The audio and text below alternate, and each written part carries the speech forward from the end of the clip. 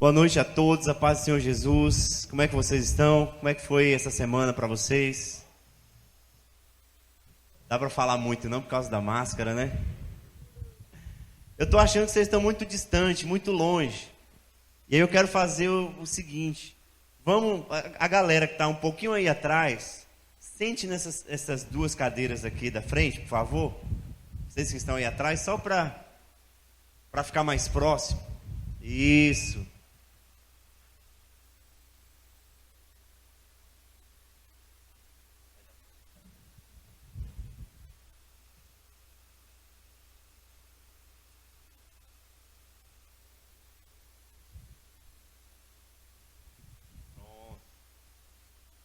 É isso aí.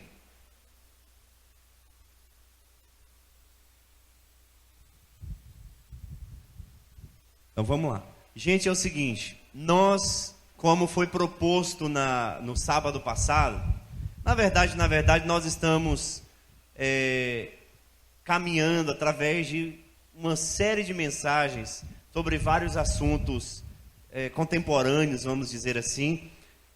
Falamos já sobre mundanismo, falamos sobre feminismo e feminilidade. Foi muito boa a discussão. Hoje nós vamos falar sobre homossexualidade.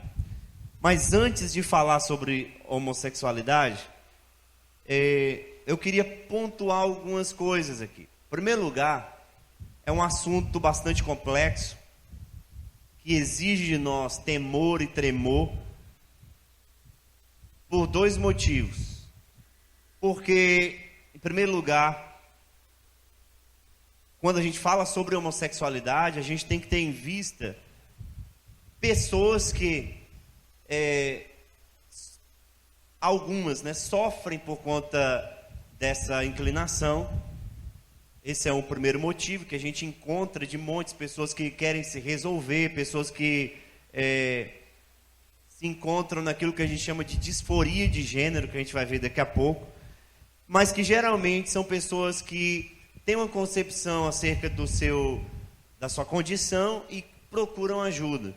E aí essas pessoas precisam ser acolhidas, precisam sentir de nós a empatia, a misericórdia necessária para a gente tratar desse assunto. E a segunda razão é porque esse assunto é um assunto complexo, porque hoje está em voga, hoje está na moda, hoje a gente ouve falar em todos os lugares, hoje a gente ouve através das redes sociais, através de vários meios sobre esse assunto, de maneira até maciça. Eu vou explicar também por que a gente se depara com uma situação como essa no nosso contexto, e por isso é uma questão complexa, que precisa ser tratada de uma maneira bem branda por nós. Logicamente, nós vamos abordar o ponto de vista bíblico, o ponto de vista cristão, como é que o cristão pode lidar com essa demanda da sociedade, com essa questão na sociedade. Mas, antes de chegar nesse ponto, eu preciso caminhar com os irmãos acerca da homossexualidade, sua definição, a homossexualidade no decorrer da história. Logicamente que eu vou fazer isso de maneira bem sucinta, porque a gente não tem o tempo hábil, o tempo necessário. Inclusive, a nossa proposta não é que somente eu fique falando sobre os assuntos, mas que a gente discuta, que a gente compartilhe, que vocês façam perguntas. Inclusive, já tem um microfone no jeito para você fazer pergunta daqui a pouco. E por que o microfone, pastor? Gente, eu não quero que esse microfone te iniba a fazer perguntas. Porque a razão do microfone é que a gente tem um canal no YouTube, vocês sabem disso, e a gente grava todos os vídeos, inclusive as pregações e tal, e você não vai aparecer na câmera, pode ficar tranquilo. Então isso aí já vai te dar uma... A razão pela qual você vai ter o microfone para fazer perguntas é porque para sair a sua pergunta no áudio. Porque senão fica só eu aqui com a cara de bobo, ouvindo você, e quem está assistindo não ouve nada. Aí não vai compreender. E eu tenho como desligar esses ventiladores aqui desse lado? Desliga aí, por favor. É o primeiro. Pronto. Aí dá um tempo para a gente. Então vamos lá. Eu quero que vocês vão acumulando as perguntas para daqui a pouco, para que eu consiga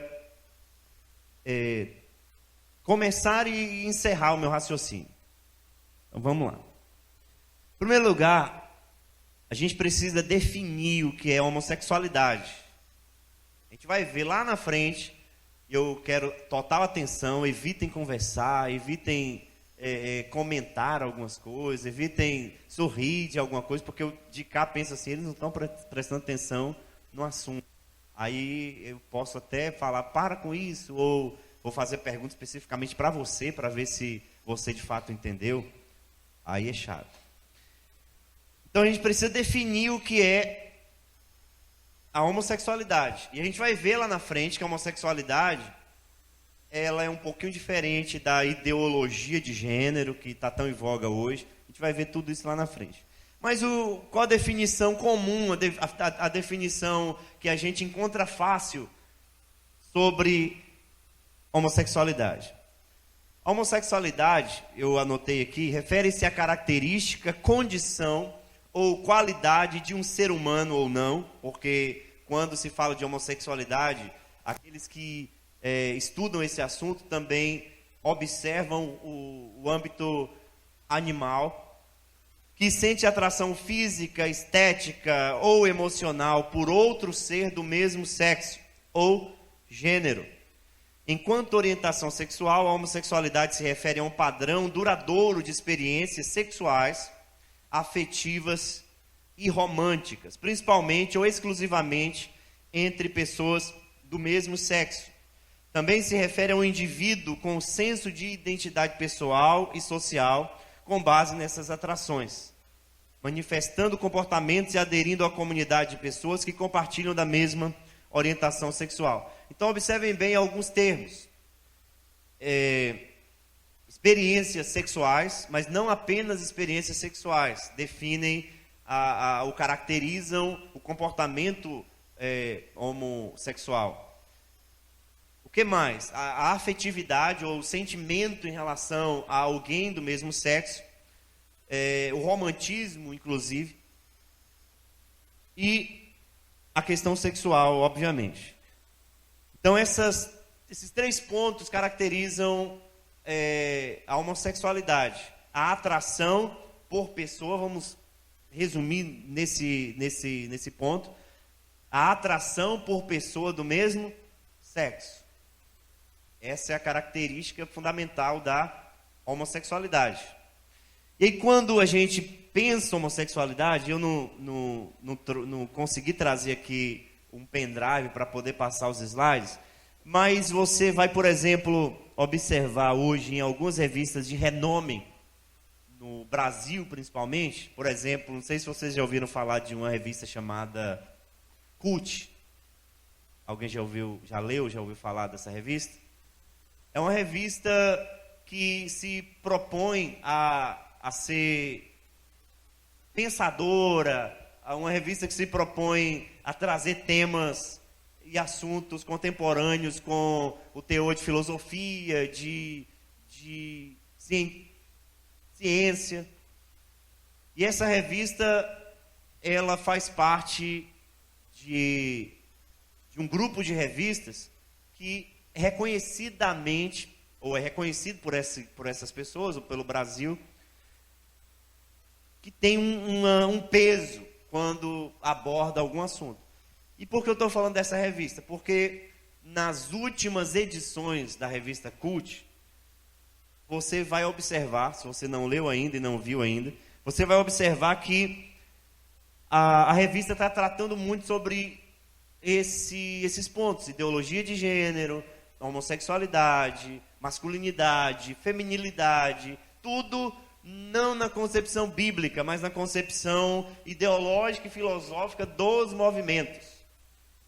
E eu quero que você preste atenção nesse ponto, porque vai haver uma diferença entre a homossexualidade e o movimento gay. Quero que vocês prestem atenção nisso, porque isso vai fazer muita diferença no final para aquilo que a gente está discutindo. Uma outra revista que também se propõe a ser pensadora, se propõe inclusive a formar a opinião de professores, daqueles que estão mais no âmbito da escola, que é, inclusive o nome da revista é Nova Escola, trouxe numa das suas capas um menino vestido com roupas femininas, um vestidinho roxo, e com a tiara de princesa na cabeça. E no tema está escrito assim: vamos falar sobre ele, e está o menino. Aliás, vamos falar sobre ela, e está o menino exposto na capa da revista. E a proposta é justamente falar sobre esses pontos. Aí quando você observa a mídia, as redes sociais, o que está acontecendo no mundo, você vai observar, por exemplo, as grandes manifestações, as passeatas em prol da homossexualidade. Você vai observar, por exemplo, que recentemente, na própria Casa Branca, recentemente assim, no período de Barack Obama, agora no período de Trump não, mas no período de Obama, num dos momentos de manifestação pró-gay, houve uma iluminação colorida na própria Casa Branca. Então você percebe essas questões ganhando conotação não apenas social, mas política.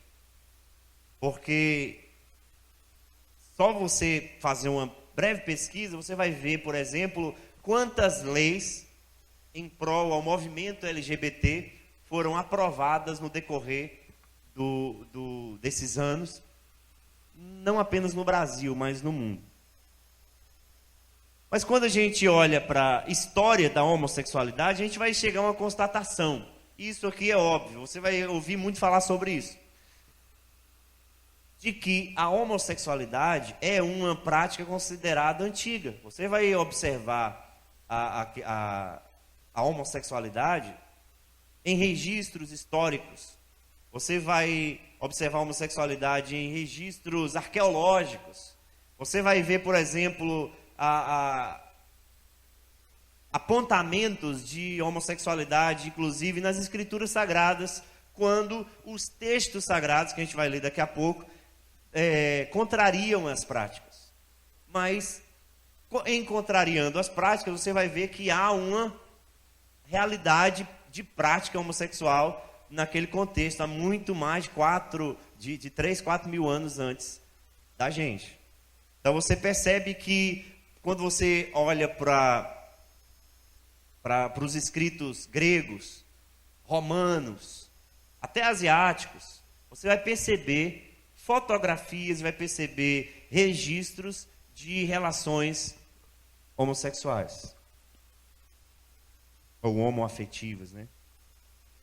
Agora, o ponto interessante é que, apesar da homossexualidade ser uma prática antiga, que geralmente as pessoas vão usar a experiência passada, ou o fato de que a prática homossexual é uma prática antiga, para aprová-la ou para trazer à tona dizendo: aí, ó, tá vendo? A prática da homossexualidade é uma prática tão antiga e por que hoje há tanta condenação? Mas a gente vai perceber que dentro desses registros históricos, literários, que apontam para essa prática, a gente vai ver que a prática da homossexualidade tinha relação direta com religião, não apenas com religião, mas com a evidenciação de poder e com a questão afetiva, sim. Isso aqui é importante. Presta atenção nisso. Então, quando a gente fala que a homossexualidade lá no passado, por exemplo, no contexto greco-romano, tinha conotação de evidenciação de poder e de religião, o que a gente quer dizer com isso? Que quando as pessoas se relacionavam, elas tinham uma perspectiva em se relacionar. E tinha a ver quase sempre com religião, no sentido de que, se relacionando com o outro ou com o semelhante, haveria um certo tipo de, como que eu diria, transferência de poder. Transferência de poder. Aí tem a questão do poder. Por exemplo, os pensadores, os filósofos, alguns filósofos pensavam que se eles tivessem sexo com a criança, aqueles que estavam sob a sua tutela, e isso acontecia, muito caso de pedofilia, eles acreditavam que a sabedoria deles passava para a criança, ou passava para o outro. Isso era algo comum, principalmente no ambiente greco-romano. E religioso também, porque as pessoas pensavam que a relação homossexual tinha a ver com espiritualidade, tinha a ver com passar ou transferir de fato algo espiritual para o outro. E lógico, também tinha conotação afetiva, porque há muitos registros de pessoas, de poderosos inclusive, que se relacionavam com o outro, com o homem, porque gostavam, porque se apaixonaram por aqueles. Então, a gente vê esses 3 vieses aí, quando a gente fala sobre homossexualidade na história. Mas aí o ponto é o seguinte: num momento específico da história, e é aqui que eu quero chegar, num momento específico da história, antes de chegar nisso, só lembrando aqui, que ainda que as práticas da homossexualidade sejam antigas e sejam ou fossem comuns em alguns momentos da história, não eram considerados por todos uma prática normal. Então, olha só esse ponto aqui. Por exemplo, tinha muitos pensadores, inclusive nesse período que eu citei aqui, que eles escreviam, e há registros históricos, contrariando e condenando e achando uma perversão à prática da homossexualidade, mesmo nos seus contextos não cristãos. Observem bem isso. Essas pessoas que registraram, essas pessoas que escreveram, pensadores, eles não eram necessariamente cristãos, porque hoje há uma ideia de que o viés judaico-cristão, o sistema judaico-cristão, o cristianismo e o judaísmo também, são os únicos que condenam a prática da homossexualidade. Mas quando a gente vê registros históricos, a gente vai ver que mesmo em sociedades não cristãs, há registros de contrariedades em relação a essas práticas. Aí, beleza. Quando a gente chega no ano de mais ou menos 1960, as coisas mudam de figura. Por quê? Porque até então, a prática da homossexualidade tinha a ver com afetividade, tinha a ver com sentimento, tinha a ver com apenas relacionalidade. Mas a partir de 1960, as coisas começaram a tomar uma conotação diferente. Da mesma forma que com o movimento feminista. Por quê? Porque surge a partir de uma rebelião que acontece, esqueci o nome do bar, mas acontece num bar específico dos Estados Unidos, onde era um bar gay, um bar que havia travestis, era um bar onde a maioria do grupo que participava era o grupo gay. Houve uma repressão policial em relação a essas pessoas nesse dia especificamente, e houve uma rebelião que ficou na história, que a partir daí, eu acho que é Stonewall, se eu não me engano. Alguém vai me consertar depois lá no... Eu acho que é Stonewall. Não lembro agora. Mas o ponto é que a partir daí, o movimento gay tomou várias iniciativas. E tomou iniciativas fundamentadas em quê? Aí que entra a questão. O movimento LGBT, da mesma forma que o movimento feminista, que nós vimos na semana passada, se associou com ideologias e filosofias que a gente chama de desconstrucionista. aquelas ideologias e filosofias que a gente viu na semana passada, que, por exemplo, enfatiza a autonomia humana acima de todas as coisas, enfatiza o prazer pelo prazer, enfatiza a questão da relatividade, do relativismo. Então, enfatiza vários pontos de filósofos que, com esse desconstrucionismo, querem destruir, querem acabar com o sistema judaico-cristão. Na fala do movimento feminista, querem acabar com aquilo que é patriarcal. E aí o que acontece? Esse movimento LGBT, ele começa a exercer um certo tipo de influência, não apenas filosófica, não apenas ideológica, mas também política. Também política. E aí há mobilizações, há manifestações que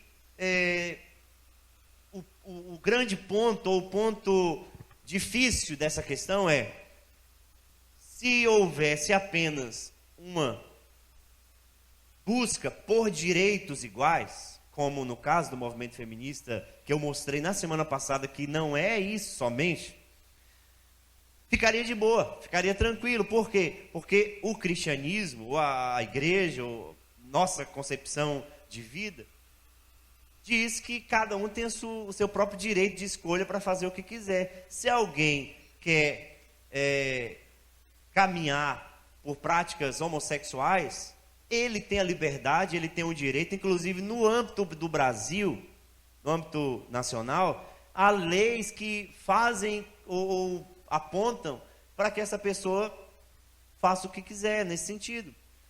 Mas o grande ponto do movimento LGBT é tentar impor esse recorte minoritário. O grande ponto, o grande problema, tanto do movimento feminista quanto do movimento LGBT, é pegar esse recorte e trazer à tona e absolutizá-lo, e fazer com que tudo isso seja entendido como normal, inclusive para quem pensa diferente. Então, uma coisa é as pessoas fazerem aquilo que eles querem diante da lei. A outra coisa é impor sobre aqueles que pensam diferente e caracterizar esses que pensam diferente com jargões ou com chavões que ficam, inclusive, na história. E quais são esses jargões e quais são esses chavões que geralmente você ouve? Intolerância, homofobia. Há uma diferença entre homofobia, que é, por exemplo, o cristão, como nós, não devemos, de fato, concordar com isso. Porque o que é homofobia, vamos dizer assim, na perspectiva da gente? A homofobia é quando a pessoa trata o outro com agressividade, com violência, com descaso, só porque tem práticas homossexuais. Certo? Isso é homofobia do nosso ponto de vista. Mas homofobia, do ponto de vista do movimento LGBT, não é isso. Homofobia e intolerância não é isso.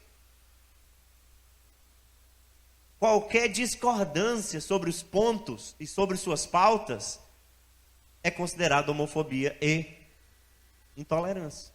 Então, por exemplo, a gente pode se juntar com qualquer outro tipo de pensador, outro tipo de movimento que pensa diferente da gente, um grupo ateísta, e a gente pode discutir ideias, discutir assuntos, e colocar os nossos pontos e ouvir os pontos deles, e não sermos intolerantes nesse ponto.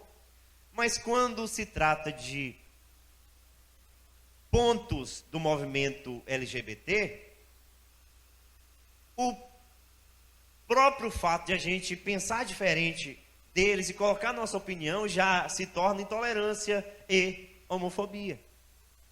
Tanto é isso que no âmbito das faculdades, no âmbito das universidades, no âmbito da própria escola onde vocês atuam, onde vocês estão, se surgir um assunto como esse, se você tentar colocar sua opinião cristã, você já é descredibilizada porque você é religioso. Você é descredibilizado porque você está vindo com um tipo de pensamento antigo, um tipo de pensamento que passou, que já foi. Entende? Então a grande questão da gente, como cristão, nosso posicionamento nós não vamos feri-los, nós vamos tratar com empatia, nós vamos tratar com respeito. Nós precisamos tratar as pessoas que pensam diferente da gente com respeito. Mas nós precisamos nos posicionar com o tipo de cosmovisão que nós temos, que é diferente de parte de pessoas. O movimento LGBT quase que criminaliza aquilo que é diferente deles. E esse é o problema. Vocês estão compreendendo? Vocês estão entendendo o raciocínio? Então, há uma diferença, é por isso que eu quis chegar aqui, há uma diferença entre a homossexualidade e o movimento LGBT.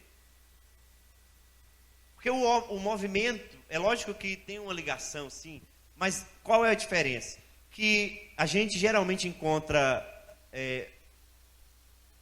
pessoas que são atraídas por outras do mesmo sexo, que, por exemplo, eu já encontrei pessoas assim, que querem, que não se conformam com esse tipo de inclinação, com esse tipo de sentimento, e querem de alguma maneira uma alternativa, e nos procuram, e pessoas já me procuraram, porque eu já aconselhei muitas pessoas assim, e me procuraram, e há sim uma resposta, um tipo de encaminhamento que se deve fazer, e não é aquilo que saiu nos últimos tempos, inclusive pinchando a igreja, pinchando o evangélico, com aquilo que eles chamam de cura gay. Você já ouviu falar? Vai para não sei o quê, porque tem a cura gay. Não é isso aí, mais que pincha o evangélico, o evangelicalismo e a igreja, do que ajuda a ter um diálogo com esse grupo. Não é assim que funciona. É um tipo de encaminhamento que eu vou mostrar para vocês, que é o mesmo que qualquer um de nós tem que ter. É o mesmo. Porque as pessoas demonizaram a homossexualidade. Eu quero que vocês prestem atenção nisso. As pessoas demonizaram a homossexualidade de tal maneira que parece que o pecado de quem pratica homossexualidade é pior do que os pecados imorais do heterossexual. Parou para pensar nisso? Que a fornicação, que a impureza, que o olhar é tão impuro quanto a prática homossexual? Você já parou para pensar que o fato de olhar para o mesmo sexo ou para o sexo diferente não é a questão, mas a questão é o que está dentro do coração? Esse é o ponto. E aí parece que quando se trata da homossexualidade, parece que a pessoa virou uma casta menor, inferior. Parece que a pessoa é mais pecadora do que nós. E não é assim que a Bíblia mostra. A Bíblia não faz essa distinção entre quem tem mais pecado do que outro. E esse é o grande problema da igreja. Porque quem está lá longe sofrendo com esses males, e só para vocês terem uma ideia, muita coisa se conseguiu na Europa em relação a direitos e leis em relação à homossexualidade, muitos. Mas, por exemplo, casamento, adoção de filhos, muita coisa. Agora, um próprio escritor gay escreveu algo impressionante. Eu não lembro o nome do artigo agora para citar, mas ele escreveu que há uma solidão imensa. Há uma solidão imensa no coração do homossexual, mesmo conseguindo os direitos que eles se propuseram a conquistar desde 1960. Então tem muitas pessoas abaladas, muitas pessoas solitários, mesmo casados, mesmo conquistando ou tendo conquistado tudo que propuseram no decorrer do tempo. Quem escreve isso, da solidão gay, não é um cristão, é próprio gay, conceituadíssimo. O que mostra que a grande problemática não é se eu gosto de alguém do mesmo sexo ou não. O grande problema não está aí, porque isso é apenas um sintoma do real problema. Você já parou para pensar, por exemplo, na incongruência, que é quando o camarada, vamos colocar no âmbito da igreja, o menino é tido como pegador, e aí as pessoas olham assim, fulano de tal ficou com ciclano, fulano de tal, ou seja, isso aí é uma prática pecaminosa diante de Deus, porque afronta a ideia de casamento, afronta a ideia de relacionamento, afronta a ideia de objetizar o outro, da mesma forma que a homossexualidade. Então, ao invés de a gente falar sobre homossexualidade, a gente deveria falar sobre o quê?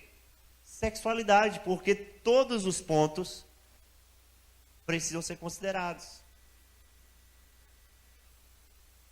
Então vamos continuar aqui.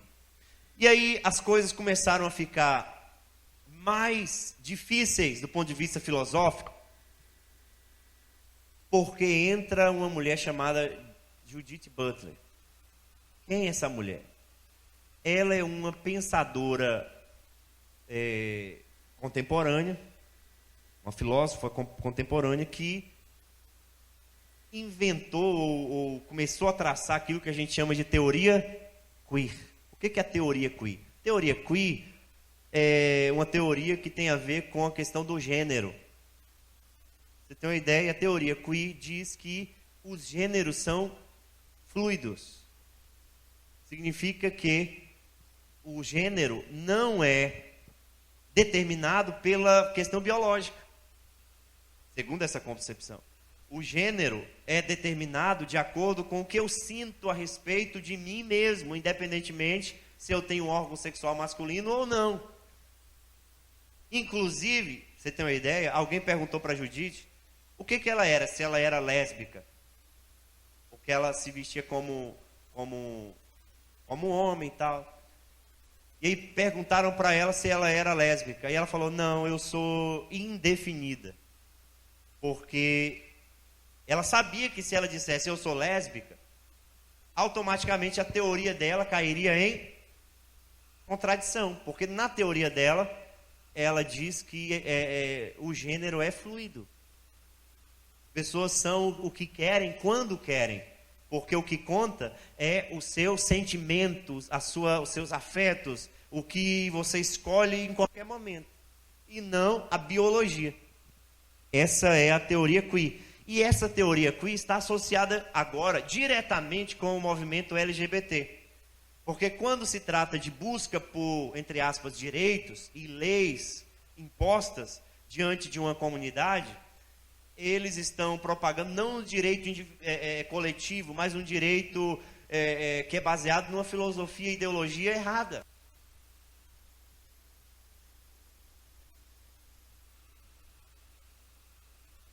Vamos pular isso aqui. Quero colocar aqui mais 3 coisinhas para daqui a pouco a gente pensar. Vocês sabem a diferença entre teoria de gênero, ideologia de gênero e disforia de gênero? Vocês já ouviram falar disso aí? Teoria de gênero, ideologia de gênero e disforia de gênero. Alguém já ouviu falar desse termo?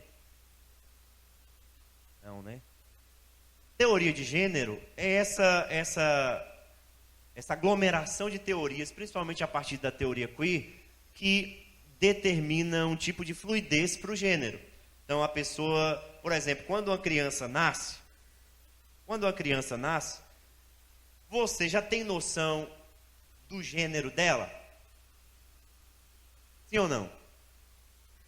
Baseado em quê?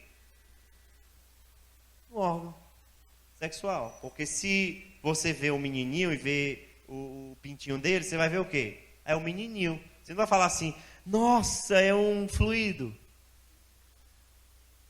Nossa, eu não sei o que ele vai ser no futuro. Entende?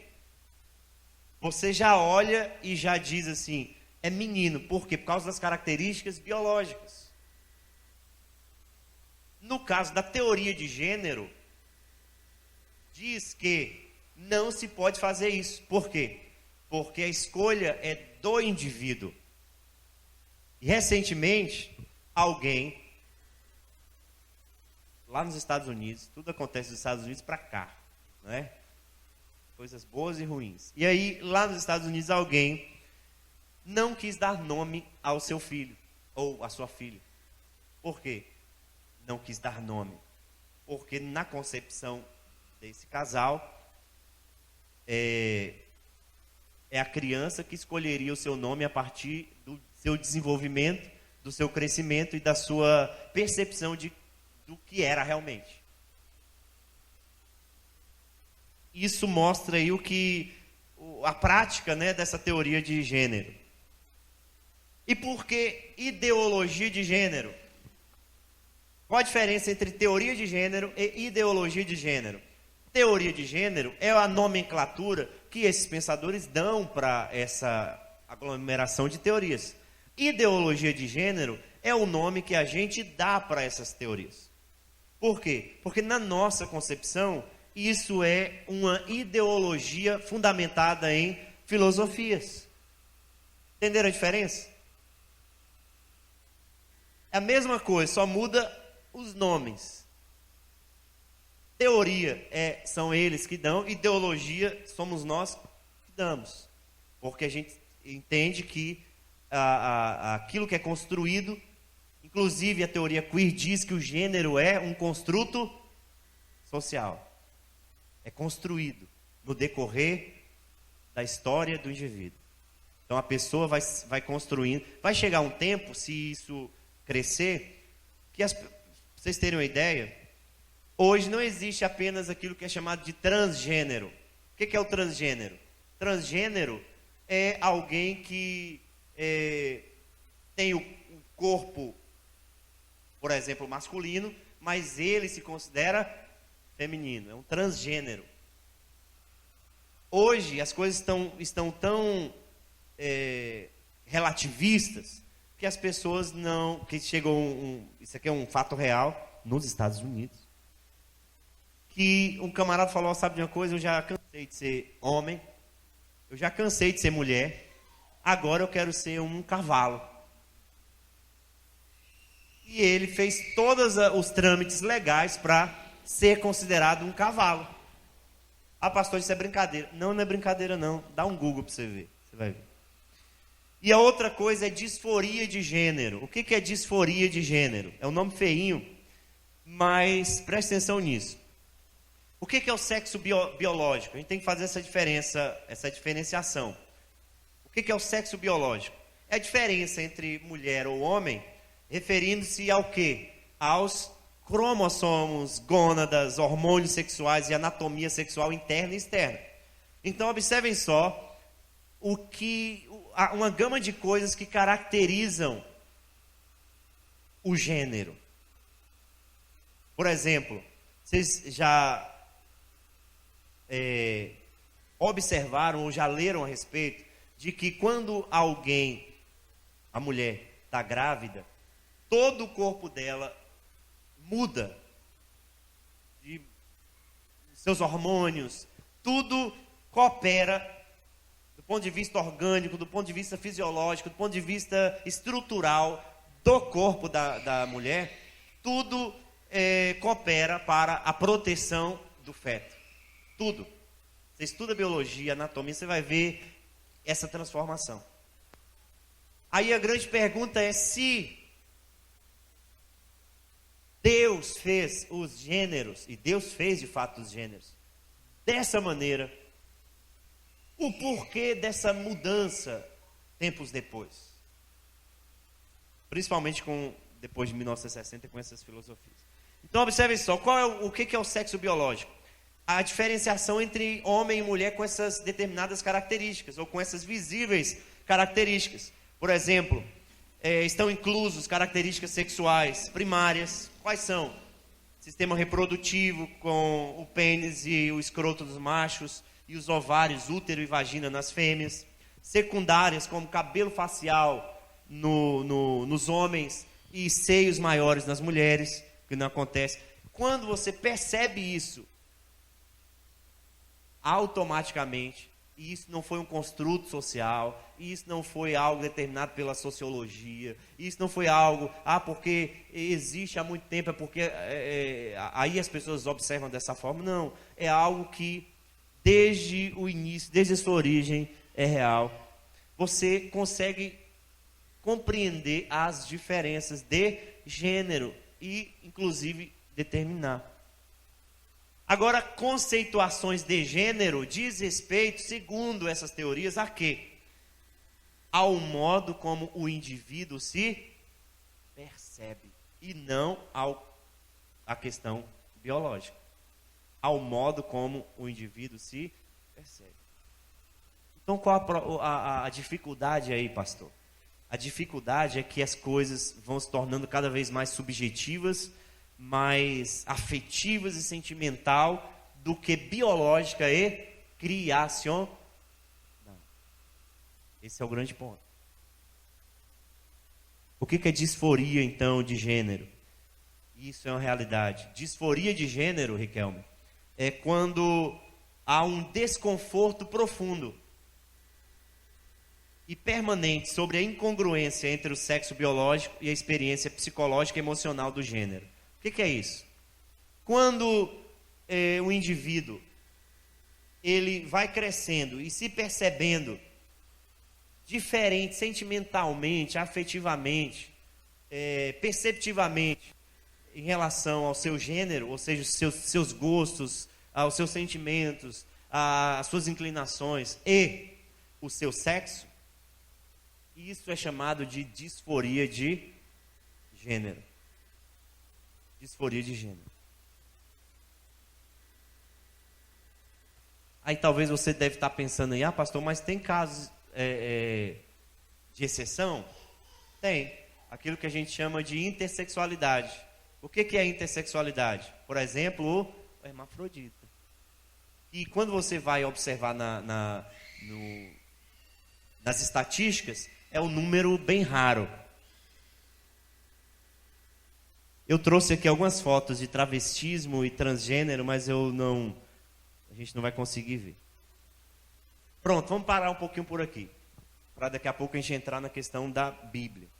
Vocês entenderam o que foi exposto aqui? Eu tentei caminhar o mais rápido possível para a gente não tem tempo, para a gente ver essa questão mais histórica. Vocês têm alguma pergunta? Alguma observação? Podem fazer. Alguma dificuldade naquilo que foi exposto? Quem é que vai levantar a mão para falar? Não é possível que vocês vão se calar, não, diante de um assunto assim. Vai ser o jeito de apontar o nome. Daqui a pouco eu vou apontar, então. Então, antes de apontar o nome que eu vou falar, você aí, responda aí, ou então pergunte aí. Vamos ver alguns textos da Bíblia que mostra essa questão da homossexualidade. O primeiro texto que eu quero ler com os irmãos está lá em Gênesis, capítulo 1.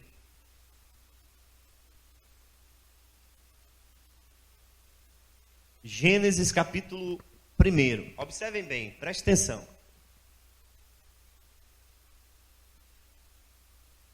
Não adianta nada a gente observar alguns textos posteriores, por exemplo, Levítico. Lá em Levítico está escrito assim: não se deite com um homem como quem se deita com uma mulher. É repugnante. Lá em Levítico capítulo 18, versículo 22. Mas não adianta a gente ler textos como esse, porque fica parecendo mais repressivo do que qualquer outra coisa, se a gente não compreender o fundamento, os primeiros capítulos de Gênesis. Porque os primeiros capítulos de Gênesis nos dá uma visão ou uma perspectiva mais clara dessa questão. Capítulo 1 de Gênesis, versículo 26 diz assim: E Deus disse: façamos o ser humano a nossa imagem, conforme a nossa semelhança. Tenha ele domínio sobre os peixes do mar, sobre as aves dos céus, sobre os animais domésticos, sobre toda a terra e sobre todos os animais que rastejam pela terra. Assim, Deus criou o ser humano à sua imagem. A imagem de Deus o criou. Homem e mulher os criou. E Deus os abençoou e lhes disse: sejam fecundos, multipliquem-se, encham a terra e sujeitem-na. Tenham domínio sobre os peixes do mar, sobre as aves dos céus e sobre todo animal que rasteja pela terra.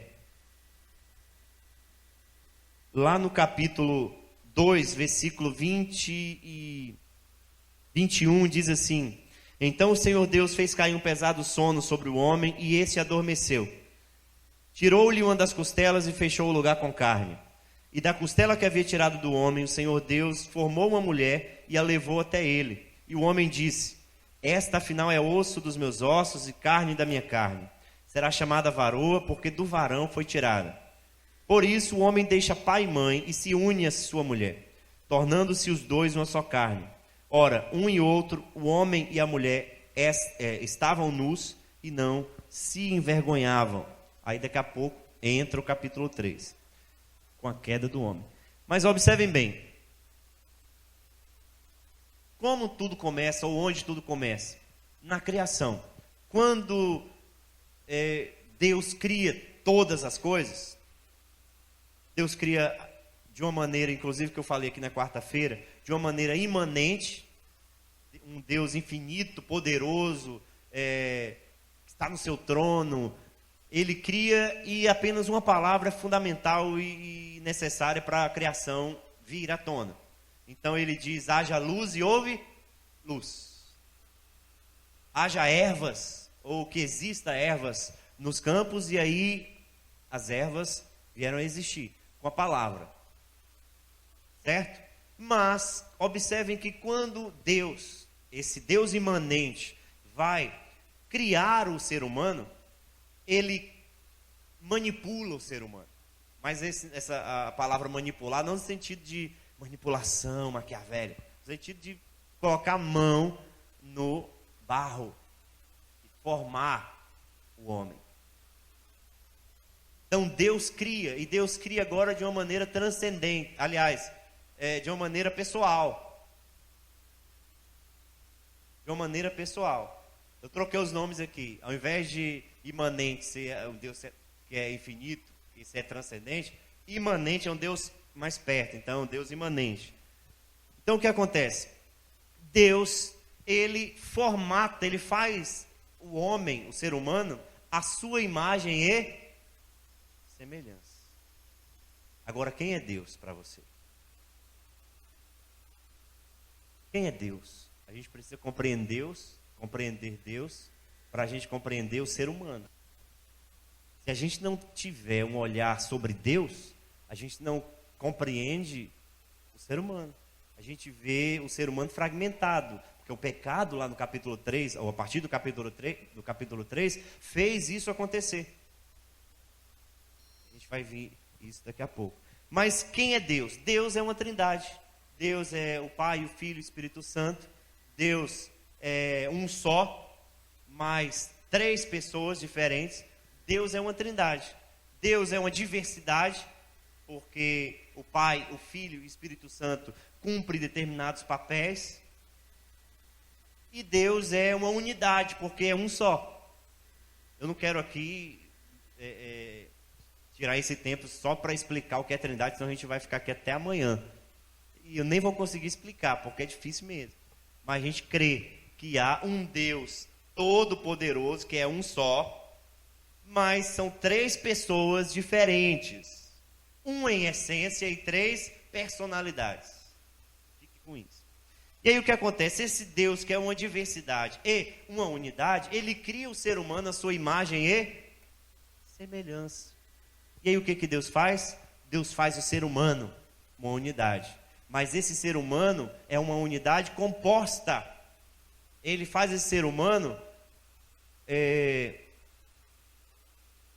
em sua diversidade, homem e mulher, macho e fêmea. Então, quando a gente fala sobre a quebra disso, eu quero que vocês percebam muito bem esse ponto da perspectiva cristã. Quando a gente fala sobre a homossexualidade, a gente está, de alguma forma, indo na direção contrária daquilo que foi estabelecido criacionalmente. Porque na criação, Deus distinguiu gêneros, macho e fêmea. Deus colocou uma distinção clara sobre gêneros, macho e fêmea. E disse que isso é o ser humano, no sentido de complementaridade, no sentido de que a mulher complementa o homem e o homem complementa a mulher. Quando se foge disso, por exemplo, e depois do capítulo 3 de Gênesis, a gente vai perceber essa fuga por conta do pecado, é um efeito do pecado, essa direção oposta. É como se, por exemplo, Deus tivesse criado aqui e estabelecido governos, estabelecido biologia, estabelecido Estado, estabelecido relacionamento, estabelecido casamento, tudo em Gênesis você vai ver de uma maneira clara. Aí entra o capítulo 3 de Gênesis e o pecado entra em cena, e o que acontece? As coisas começam a ir por uma direção contrária. O que acontece logo no capítulo 3? O homem se volta contra a mulher. E a mulher se volta contra o homem. Há uma ruptura relacional. No casamento, no relacionamento. Aí quando você pula para o capítulo 4, você vai ver, por exemplo, assassinato na família. Caim matando Abel. Você vai ver o filho de Caim se vangloriando porque estava com 2, 3 mulheres. Aí você vai ver uma entrada a partir do capítulo 3, ou uma direção contrária a partir do capítulo 3 em relação à sexualidade. Porque você vai notar o impacto na família, com a poligamia, com o adultério, com as fornicações, com os olhares. Tanto é que quando você olha lá para o Antigo Testamento, um dos mandamentos é não o quê? Cobiçar a mulher do próximo. Estão entendendo? Então, Deus criou todas as coisas perfeitas, inclusive distinguiu gêneros, macho e fêmea os criou. Mas a partir do capítulo 3, as coisas tomaram direções contrárias. E é aí que entra o ponto. É por isso que nós respeitamos aquelas pessoas que tomam decisões na sua vida, e a gente crê que qualquer decisão que se tome, cada um de nós vai arcar com as consequências, cada um de nós vai prestar contas a Deus, ainda que as pessoas não entendem que há um Deus que existe, mas essas pessoas vão prestar contas a Deus, sejam elas quem forem, o que fazem, e a gente não pode, de alguma maneira, por conta daquilo que é chamado de tolerância ou homofobia, nos privar de um posicionamento que é bíblico. E qual é o posicionamento bíblico? Deus criou todas as coisas e Ele disse, criou tudo bom. No caso do ser humano, Ele disse que ainda que foi muito bom. E há uma distinção de sexo ou de gênero ali, macho e fêmea os criou. Aí quando a gente vai ver, por exemplo, no decorrer dos textos sagrados, a gente vai ver alguns textos que, como que eu diria, afrontam essa perspectiva da homossexualidade. Não concordam com essa perspectiva, afrontam mesmo. Mas afrontam por quê? Por causa da base. Qual é a base? Gênesis, capítulo 1, onde Deus cria todas as coisas, inclusive gênero. Quando você lê lá em Romanos, capítulo 1, olha só o que está escrito lá. Se você quiser ler ou comparar na sua casa, pode anotar aí. Versículo 26. Porque tendo conhecido a Deus, não o glorificaram como Deus, nem lhe renderam graças, mas os seus pensamentos tornaram-se fúteis, e o coração insensato deles obscureceu-se. Dizendo-se sábios, tornaram-se loucos, e trocaram a glória do Deus imortal por imagens feitas segundo a semelhança do homem mortal, bem como de pássaros, quadrúpedes e répteis. Está falando sobre o contexto da idolatria romana.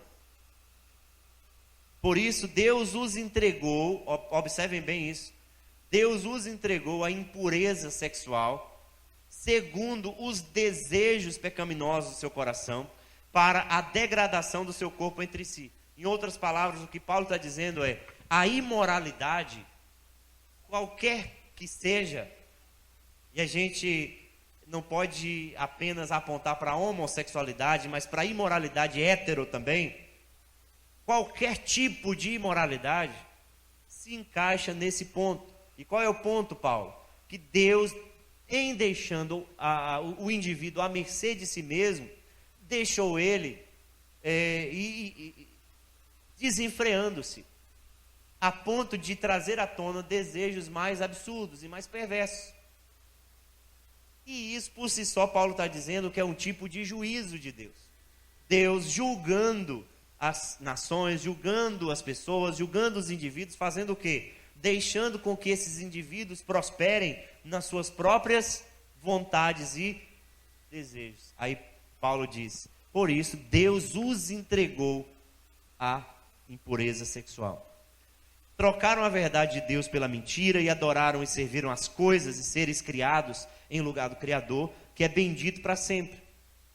Por causa disso, Deus os entregou, aí outro ponto, outro verso. Por causa disso, Deus os entregou a paixões vergonhosas. Aí agora ele sai do aspecto geral da imoralidade sexual, que se inclui, entre aspas, hétero e entre aspas, homossexualismo. Ele diz aqui, até suas mulheres, presta atenção aqui, até suas mulheres trocaram suas relações sexuais naturais por outras, contrárias à natureza.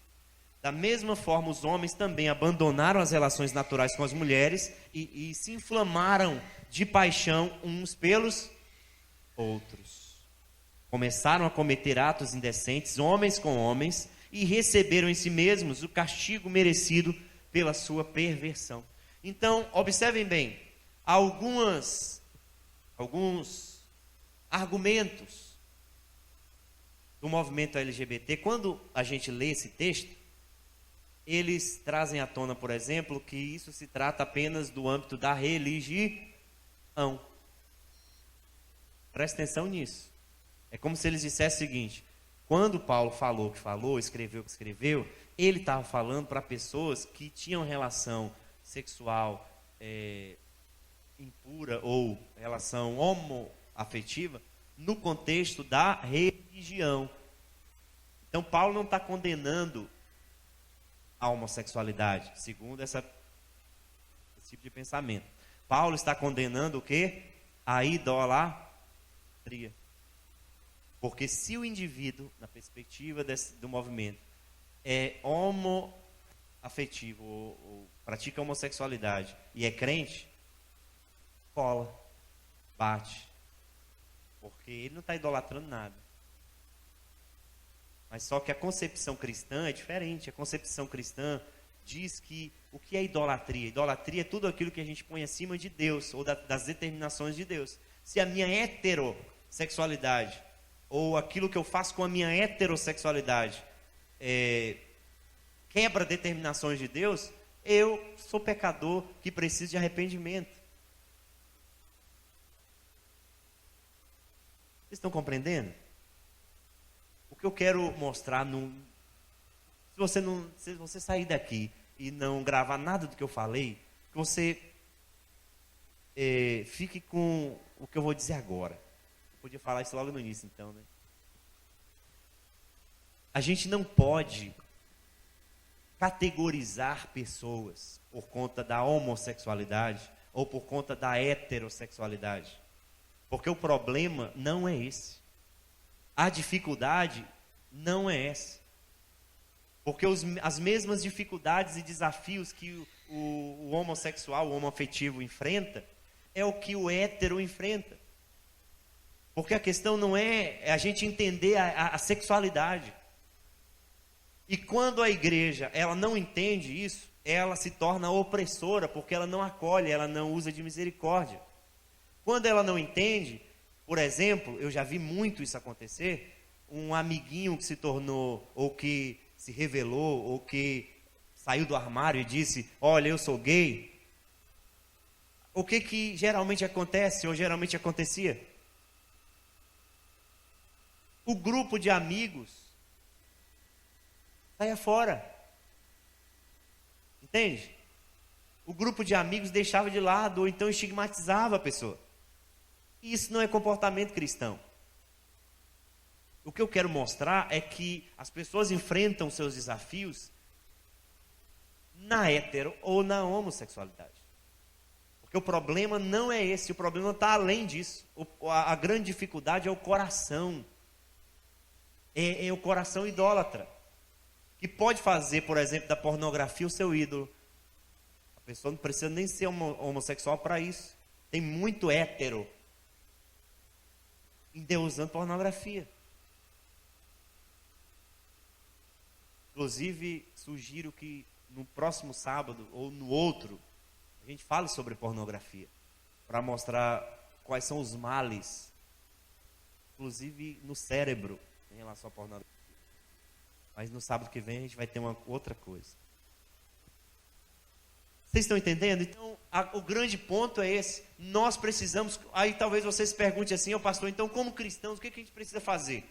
Nós precisamos discernir o que é o movimento LGBT para a gente lutar contra, porque tem uma questão ideológica e filosófica por detrás que visa destruir o cristianismo.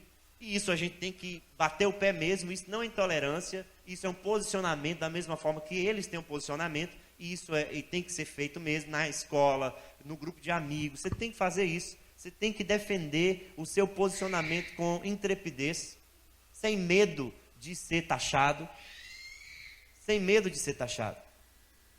E isso é uma coisa. A outra coisa é você ter alguém, um vínculo, ou ter um amigo, ou ter uma amiga homoafetiva, homossexual, e como lidar com isso?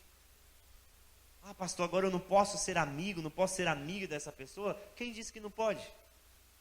Quem disse que você não pode ser luz na vida dessa pessoa? Vocês terem uma ideia, mesmo com todos os ganhos, vamos dizer assim, ou por assim dizer, do movimento LGBT no decurso da história, em todos os países, mesmo com todos os ganhos, quando você vai observar as estatísticas,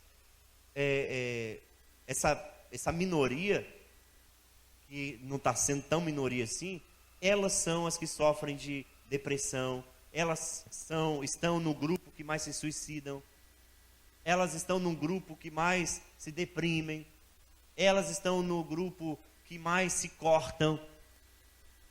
Aí, que tipo de posicionamento cristão nós devemos ter em relação a essas pessoas? Citar textos bíblicos para reprimi-las? Não, isso não é posicionamento cristão. Posicionamento cristão é a gente se posicionar de acordo com a nossa fé, só que com amor, com empatia, com misericórdia, como Cristo fez e faz. Eu tenho muitos amigos gays, mas eles sabem que tipo de posicionamento eu tenho. Mas por saber que tipo de posicionamento eu tenho, eles me respeitam. E eu os respeito na escolha que eles fizeram. Não concordo com a escolha deles, mas eu os respeito. De modo que, uma vez, uma dessas pessoas não suportava mais o fardo, não suportava mais o fardo social, o fardo psicológico, inclusive, porque é tão complicado para eles, tão complicado, que um desses me procurou e procurou saber que tipo de conselho daria para ele. E a pergunta que eu fiz para ele é, olha só, eu quero primeiro te perguntar duas coisas. Primeira coisa, aquilo que eu vou lhe falar tem uma concepção cristã, bíblica da questão. Você quer ouvir mesmo assim o que Deus pensa sobre isso? E lógico que eu ensinaria a ele a questão da natureza de Deus, a formação do homem, tudo isso paulatinamente. Foi justamente o que eu fiz. Ou você quer saber, do meu ponto de vista, para um tipo de benefício que você tem ou teria momentaneamente. Por exemplo, quando você for fazer alguma coisa, você, pelo amor de Deus, se guarde, para você não ter, se guarde, se preserve, para você não ter um tipo de doença infecciosa. Então, que tipo de orientação você quer? Eu quero uma cristã. Eu quero algo que se relaciona com a fé. E aí, o que acontece? Eu comecei a falar com ele sobre isso. Hoje, há uma luta no coração dessa pessoa em relação à homossexualidade? Mas é uma luta que se vence todos os dias.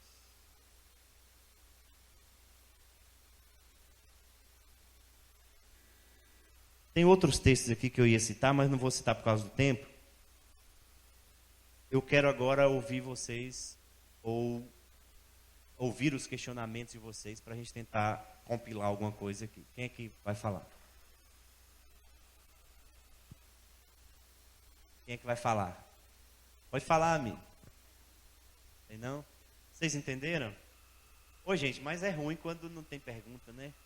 Porque dá a impressão que vocês... Ou eu ensinei bem demais a ponto de vocês falarem assim, rapaz, que explicação ótima que não tem pergunta nenhuma.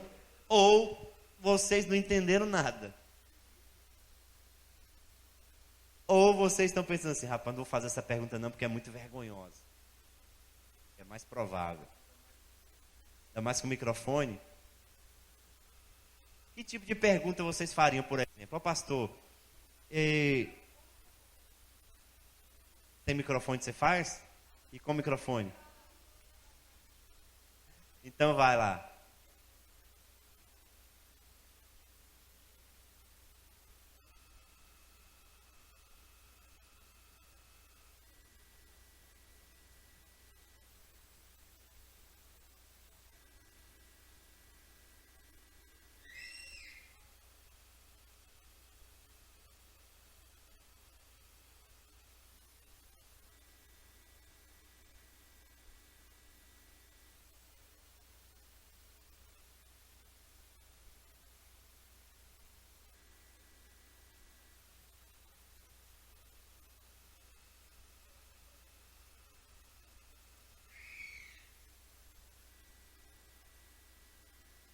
Era pecado? É pecado?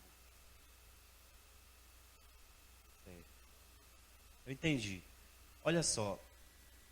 Há uma tentativa de lei para que essa mudança em crianças de até...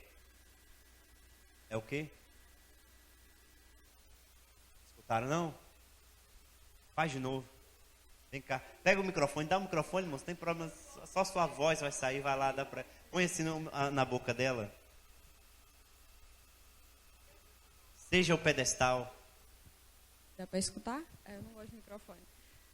Tipo assim, na atualidade, já dá para mudar não só o sexo de uma criança, enquanto ela ainda está na barriga, como outros aspectos físicos. E aí eu queria saber se seria pecado, errado, alguma coisa do tipo, uma mãe decidir mudar, por exemplo, o sexo da criança. É uma coisa biológica, mas ela vai estar mudando de certa forma, né? Na perspectiva cristã, sim, com certeza. É pecado.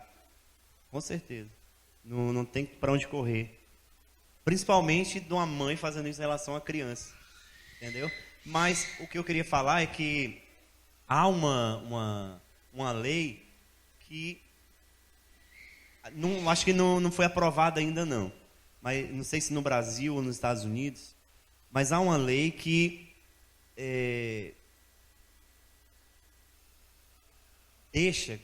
autoriza uma criança a tomar essa decisão em relação à mudança de sexo. criança a partir de 8 anos de idade. Ela mesma pode falar assim, ó, ainda que os meus pais não querem, mas eu sou homem, eu quero ser mulher, então eu quero fazer uma operação, uma cirurgia. Os pais não podem ou não poderiam intervir na situação. Entendeu? Então há uma lei tramitando, acho que não no Brasil, não sei o lugar, não sei se nos Estados Unidos, mas há uma lei nesse sentido. Então, ou seja, é pior ainda, o Estado tentando interferir de maneira terrível em relação a essa questão. Então, minha gente, então você entendeu, Giovana? Então, para você ter uma ideia, aquilo que você falou é algo tão palpável nos nossos tempos, que a coisa está ficando além. Por quê? Porque há leis tramitando que vão possibilitar, se passadas, a própria criança tomar essa decisão em detrimento da mãe e dos pais. Olha que loucura. Alguém mais? Vai, Jaia, fala. Thalita? Por exemplo, uma pergunta que pode surgir aí. Então, o que acontece, gente? Uma das perguntas que pode surgir é, pastor, isso já surgiu várias vezes. Imagine aí um cristão, alguém que está no contexto da igreja há algum tempo, e aí, num determinado momento da história dele, da vida dele, ele, por conta de convenções, ou por conta até dos sentimentos, das afetividades mesmo, ele pensa assim, rapaz, eu sou gay. O que eu vou fazer?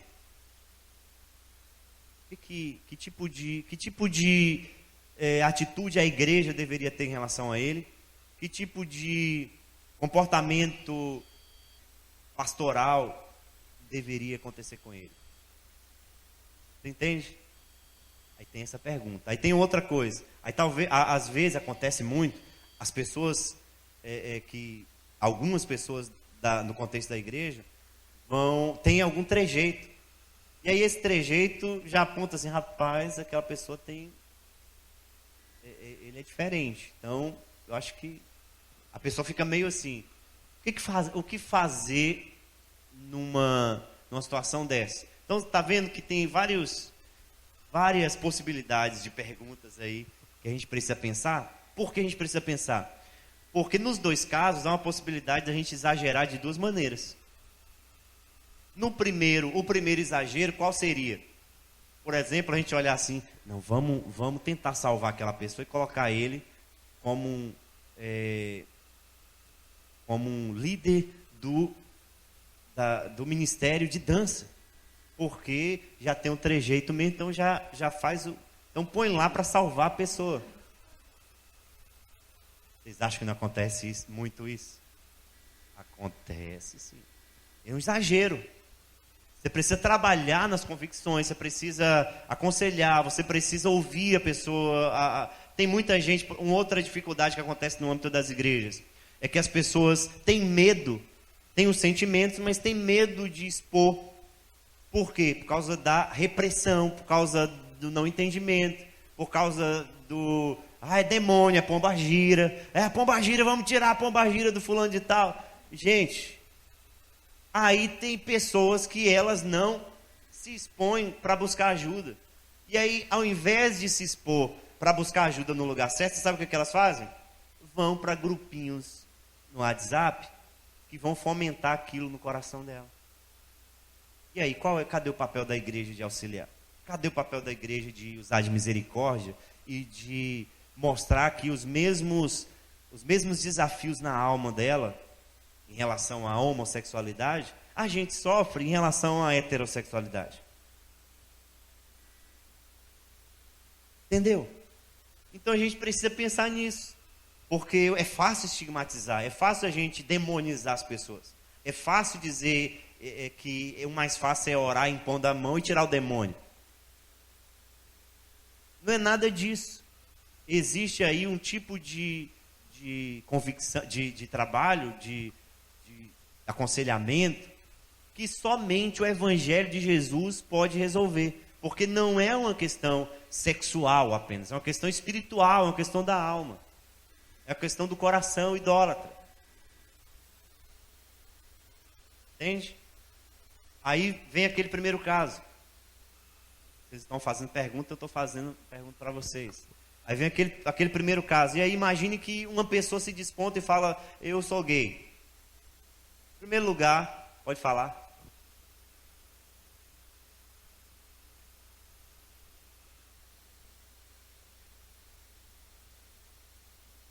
Pois é, aí tem pessoas que falam que o homossexualismo é um demônio, é não sei o quê. Gente, não é não. O que a gente precisa entender é que depois da queda, do capítulo 3 de Gênesis, as pessoas tomaram rumos em todas as esferas diferentes daquilo estabelecido por Deus. Não é só na sexualidade, para a gente dizer assim, é um demônio. Senão a gente poderia falar assim, o corrupto, que tomou também o direcionamento errado em relação ao Estado, tem demônio. O camarada que está na igreja, que passou a perna no outro, tem demônio. Não, aí às vezes a gente terceiriza a culpa. A gente terceiriza a culpa e tira a responsabilidade do indivíduo. E aí entra uma questão terrível. Pode falar, Thalita?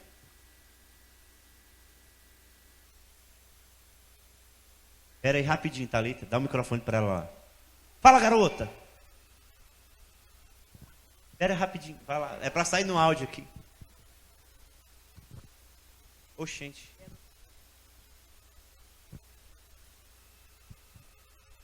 Essa questão da demonização, eu vivi muito tempo com essa ideia por causa do versículo de Levítico, que fala que é abominação.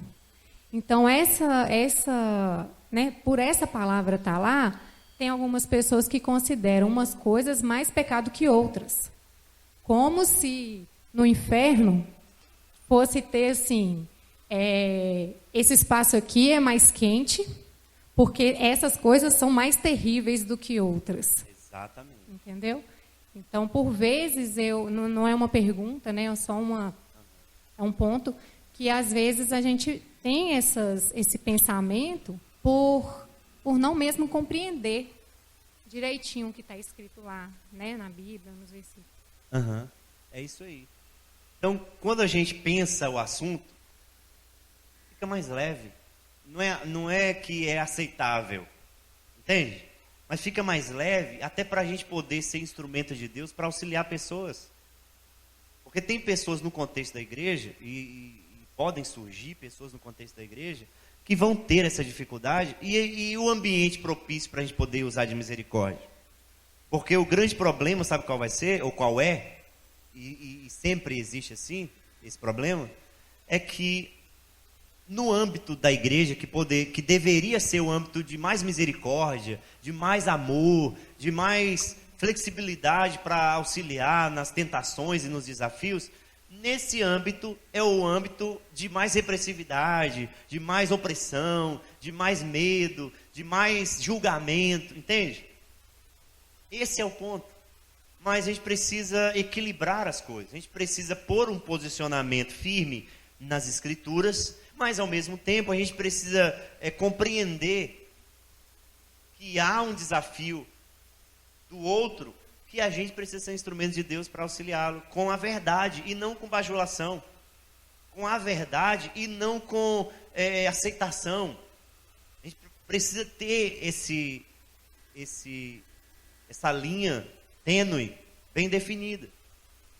Aí o que fazer quando uma pessoa se desponta para querer ser ajudado? Porque uma coisa é alguém se despontar e falar, eu quero ser ajudado.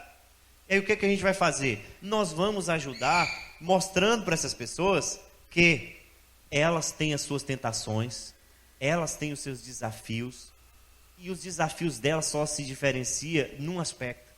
Qual é? Enquanto da maioria tem a ver, principalmente quando se trata de sexualidade, tem a ver com o sexo oposto, o dela tem a ver com o sexo igual. Entende? Pode falar. Dá o microfone para ela aqui. Na próxima vez eu vou contratar como que é o nome daquilo? Um microfone de palco. Então, é porque tem pessoas que nascem com um órgão genital, só que a fisionomia dela é contrária ao órgão genital. Supondo, a pessoa nasce com o órgão genital masculino, mas a sua fisionomia é feminino. A pessoa deve levar em consideração o órgão genital ou a sua aparência física? Geralmente, o órgão genital, juntamente com todas as outras características que a gente comentou aqui, faz parte da aparência física, da externalidade do gênero, entende? A única exceção é aquilo que eu falei da intersexualidade, que são casos raros, por exemplo, o hermafrodita, que tem, por exemplo, órgão sexual indefinido, tem pessoas que têm outras ramificações também disso aí, entende? Então, tem pessoas que se transformam, são os transformistas, que elas usam de material químico para fazer essas transformações, ou seja, não foi natural, foi algo transformacional, vamos dizer assim. Mas o que precisa ser levado em consideração não é o sentimento acima da biologia, entende? Não é o que eu penso, o que eu percebo de mim mesmo. É mais a questão do órgão, das características, daquilo que se tem como característica, não apenas internamente, mas externamente do corpo do indivíduo. Boa pergunta, sua pergunta me deixou meio... Pode falar, Jaya. Passa o microfone para ela.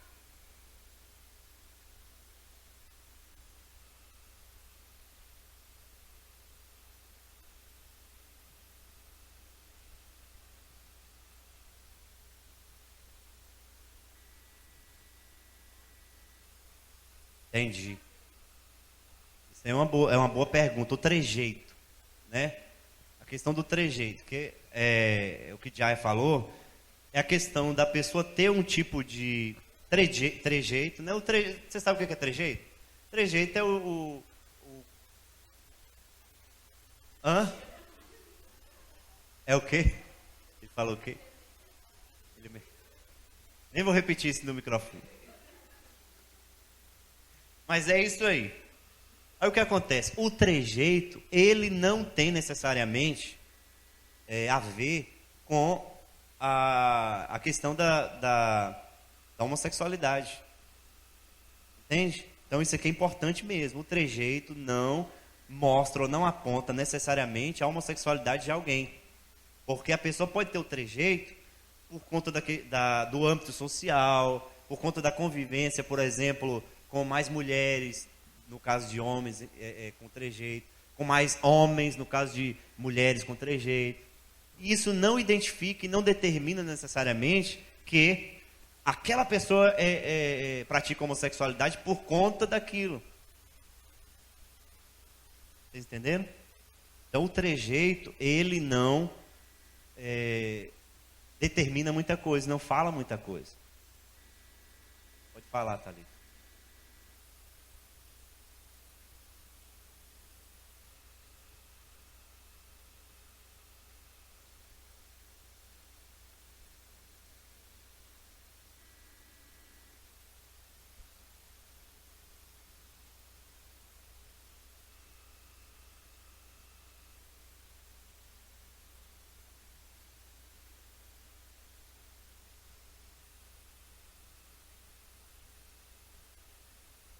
Uhum. Olha só, é bem complexo isso. Por quê? Porque naturalmente nós somos carentes, então sim tem a ver com carência. Porque quando a gente procura satisfação e o preenchimento em alguma coisa, a gente quer suprir uma carência em determinado objeto, né? Então, sim, tem a ver com carência, mas não somente com carência. Por quê? Porque a gente é tão complexo porque, por exemplo, a genética não tem um parecer definitivo sobre a questão da homossexualidade. A sociologia tem um tipo de pensamento complementar, a biologia, a psicologia. Então, são vários várias teorias, são vários pontos assim que apontam a alguma coisa, mas não define necessariamente. Entendeu? Então, por exemplo, antigamente, só para vocês terem uma ideia, antigamente as pessoas elas queriam provar biologicamente a homossexualidade. Não sei se vocês se lembram disso. Queriam provar biologicamente a homossexualidade, porque no pensamento delas, principalmente o movimento, a prova da genética ou da biologia da homossexualidade, de um cromossomo que fosse,